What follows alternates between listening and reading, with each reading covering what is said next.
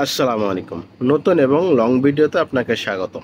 প্রিয় বন্ধুরা, অনেকদিন পর একটা লং ভিডিও বানাইতেছি। তো আপনি যখন এই ভিডিওটা ওপেন করছেন, আপনি পুরো ভিডিওটি দেখে তারপরে যাবেন। আপনি যখন এই লং ভিডিওটা পুরোটা আপনি দেখবেন, দেখার পরে আপনার সাথে আমার সাথে একটা রিচ এঙ্গেজমেন্টের যে বিষয়টা আছে সেটা হবে। আপনি যখন আমার একটা ভিডিও দেখবেন, দেখার পরে একটা লাইক করলেন, একটা কমেন্ট করলেন, একটা শেয়ার করলেন।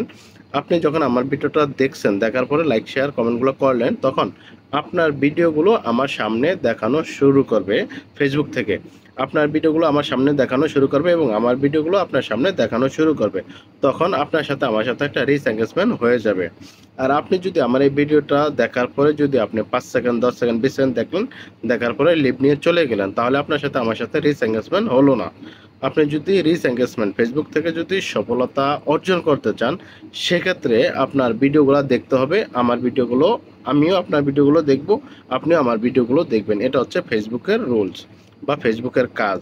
তো আমরা যদি এভাবে না করি, তাহলে আমরা উপরের দিকে যেতে পারবো না বা আগাতে পারবো না। আর দ্বিতীয় কথা হচ্ছে, আপনি যখন ফেসবুকে এসেছেন আর অন্যের ভিডিওগুলো দেখলে আপনার ভিডিওগুলো অন্যের সামনে শো করবে। আর আপনি যদি ভিডিওগুলো না দেখেন, অন্যের সামনে শো করবে না।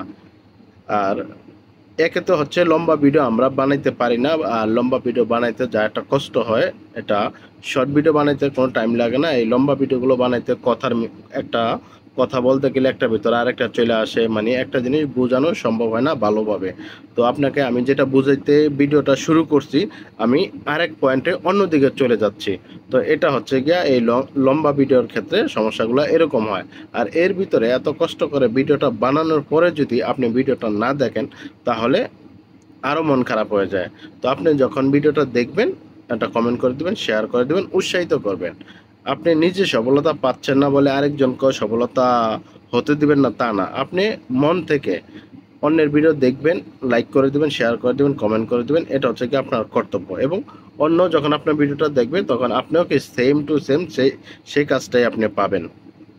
যদি এই লম্বা ভিডিও দেওয়া যদি মনিটাইজেশন করাতে চান, ফেসবুক থেকে যদি ইনকাম করতে চান, সেক্ষেত্রে আপনার ভিডিওগুলো 3 মিনিটের উপরে হইতে হবে। আপনার প্রত্যেকটা ভিডিও যদি 3 মিনিটের উপরে বানাতে পারেন, সেক্ষেত্রে আপনি ফেসবুক থেকে ইনস্টিমেট সেট আপটা খুব দ্রুত আপনি পেয়ে যাবেন।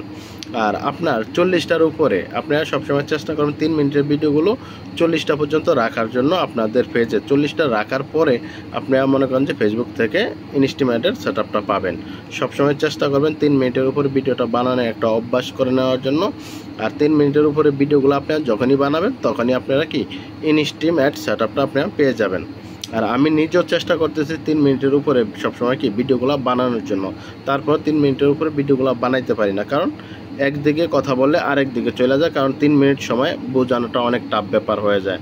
তো প্রিয় বন্ধুরা, আমি আজকে চেষ্টা করছি যে 3 মিনিটের ভিডিওটা বানানোর জন্য এবং আপনাদেরকে কিছু একটা বোঝানোর জন্য। তো আপনারা সবাই ভালো থাকবেন। আল্লাহ হাফেজ।